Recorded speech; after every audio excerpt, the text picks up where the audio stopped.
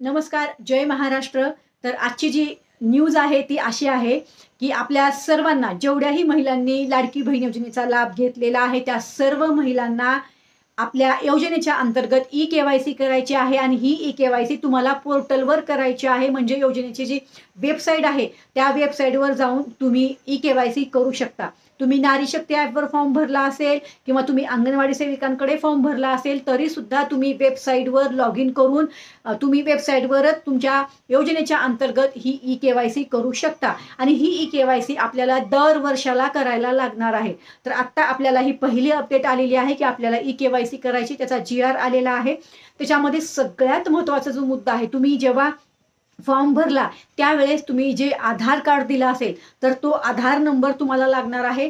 त्या वेबसाईटवर तुम्ही आधार नंबर जेव्हा टाकाल, तेव्हा त्याच आधार नंबरला जो तुमचा मोबाईल नंबर लिंक असेल, त्याच मोबाईल नंबरवर तुम्हाला ओ-टी-पी येणार आहे आणि परत तुम्ही तो ओ-टी-पी तिथं टाकायचा आणि मग तुम्ही लॉग इन करू शकता. आता ह्याच्यामध्ये असंही होणार आहे, की ज्या महिला पात्र असतील त्याच महिला ई-के-वाय-सी करू शकतील.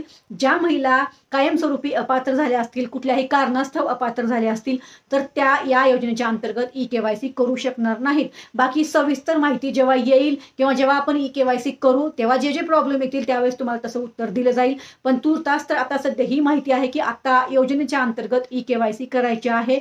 सविस्तर माहिती आपल्या मनीषा धुमाळ यूट्यूब चॅनलवर तुम्हाला लाईव्हमध्ये दिली जाते. तर नक्कीच आपल्या मनीषा धुमाळ ऑफिशियल यूट्यूब चॅनलला अवश्य भेट द्या. धन्यवाद. जय हिंद, जय महाराष्ट्र.